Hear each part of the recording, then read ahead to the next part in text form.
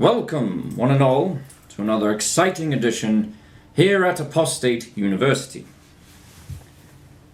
I am your Professor Fateful Slave, and today, class, I want to keep things kind of on a more serious note because I've stumbled onto some information that is huge, and I don't see it being circulated around the internet very much, or even at all on YouTube. So, our beloved founder of the Jehovah's Witness organization, Charles Taze Russell, well, it turns out he may have been the founder of something much bigger than that, in a very real sense.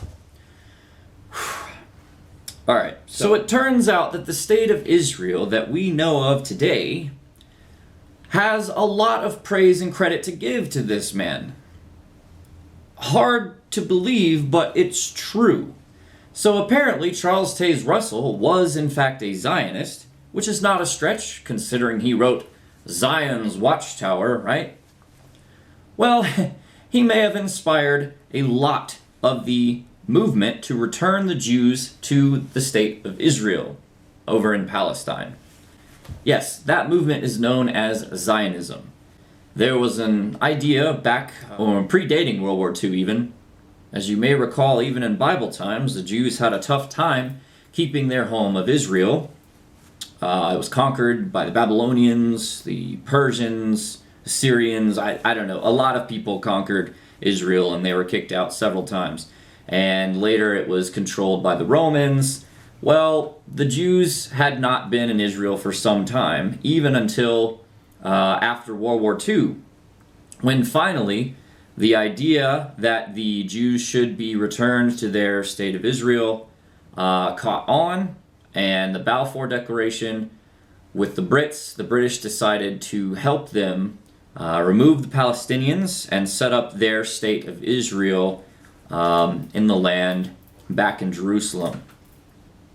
And to today, for the last 70 years, the Palestinians and the Jews have been at war with each other. The Israeli forces have been fighting against Palestinians. It's been a very bloody, gruesome conflict. But that whole thing, surprisingly enough, has a lot to owe to our founder of the Jehovah's Witnesses, Charles Taze Russell. There's an article posted this year from a website called Haaretz.com. I'll put it up there. I don't really know how to pronounce that, but this year, this was posted. Before Herzl, there was Pastor Russell, a neglected chapter of Zionism.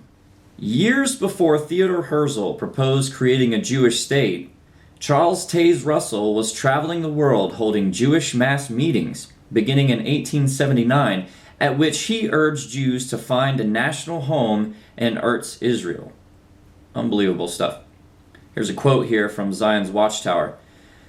"There are now in the world more than 10 million Jews, about 3/4 of whom are in Russia, Poland, the Balkan states, and Turkey. If the movement toward Palestine should get the impulse that the Hirsch Committee is able to give it, an imaginative person can conceive of the country's doubling or trebling its Jewish population before the close of our century." Zion's Watchtower, 1892. November 1st, page 329. Theodor Herzl published his pamphlet, Der Judenstaat, in 1896, and 2 years later organized the world's first Zionist Congress in Basel, Switzerland. But in fact, the notion of a Jewish state in Palestine had been making the rounds in European and American Christian circles in various forms. One of its keenest proponents was a Christian preacher and Bible scholar named Charles Taze Russell. The proposition boldly put forward by Pastor Russell contrasted with the position of many Christian churches at the time, where the feeling was that God's covenant with the Jews had long since ended, and they should convert to Christianity. So one of the first Christians to propose that the Jews need to be returned to Israel to fulfill Bible prophecy was none other than Charles Taze Russell. This was radical thinking at the time. Instead of converting the Jews to Christianity, he was one of the first to believe that the Jews needed to be returned to Israel unconverted to complete Bible prophecy. The pastor predicted a massive exodus of Jews from Russia and Eastern Europe. Much as he predicted, by 1924, more than 3 million Jews had immigrated from Russia and Eastern Europe. Russell himself did not live long enough to see his prophecy made manifest, dying in 1916. Russell's legacy, an enthusiastic, non-proselytizing Zionist, has been acknowledged by none other than the incumbent Prime Minister of Israel, Benjamin Netanyahu, who said, "A recognition of Pastor Russell's important role as an early American Christian advocate of Zionism is long overdue." The U.S. ambassador to the UN called Russell a neglected man and chapter in the history of Zionism. Wow. The Prime Minister of Israel, Benjamin Netanyahu, even acknowledged Pastor Russell's key influence in the early Zionist movement. This is huge stuff, guys. Like, this is massive stuff. And, this actually explains a lot about how Pastor Russell's publications were so widespread and how he managed to reach so many people. Because if he was regularly printing about the Jews needing to return to Israel and set up their own state and supporting Zionism, that would get the attention of a lot of prominent, very wealthy Jewish people. And I'm sure they liked what he was selling. But there is more to support this very intriguing portion of Charles Taze Russell's history. There was an author, David Horowitz, who wrote a book called Pastor Charles Taze Russell, an early American Christian Zionist.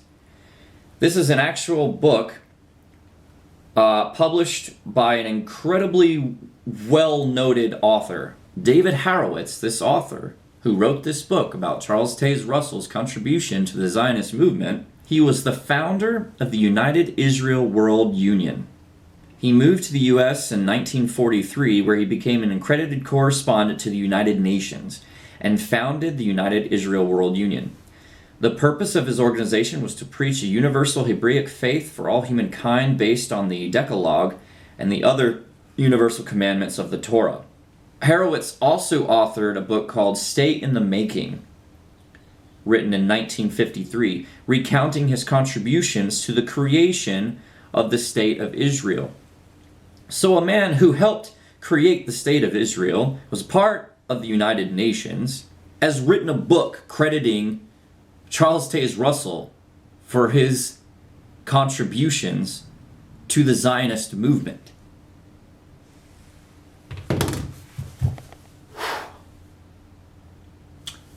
Oh.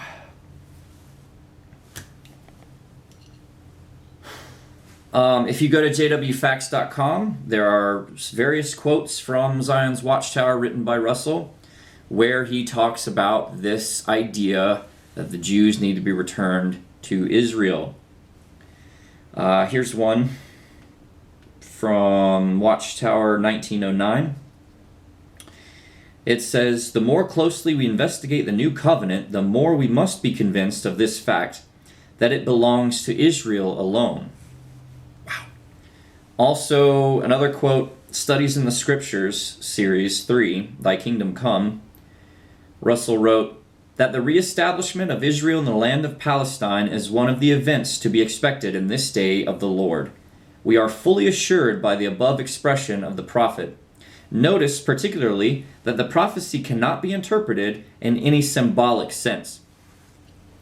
So, not only did he write about the Jews needing to return to Israel, but he also, in this quote, says, "You better be sure that I'm serious here. I'm not talking symbolically.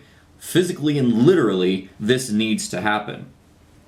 Now, I really can't even stress to you how incredible this is, how mind-blowing this is, that Charles Taze Russell, founder of Jehovah's Witnesses, could be so accredited and praised by the State of Israel, members of the United Nations, for being a co-founder of the Zionist movement. It's At the time, Charles Taze Russell was one of the most circulated authors in the world.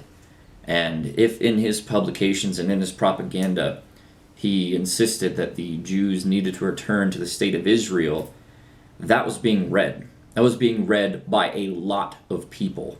It goes without saying that Charles Taze Russell may have been one of the most influential reasons why we have the state of Israel today. It's big stuff, guys. I can't believe I didn't know about this sooner. But, this is so big, actually, in fact, that I think I'm going to have to do a follow-up video on it, because I really want to get my hands on this book by David Horowitz and really dig this apart for you guys, because, not only was Charles Taze Russell a Zionist, he was one of the founding fathers of Zionism in a big way. Thanks everyone for watching. I know this one wasn't quite as entertaining as some of my past videos, but I just felt the source material deserved a little bit more of a serious take on it. Just stay tuned, because I've got way more information to share with you about the early origins of the Jehovah's Witness organization. Faithful Slave, I'm out.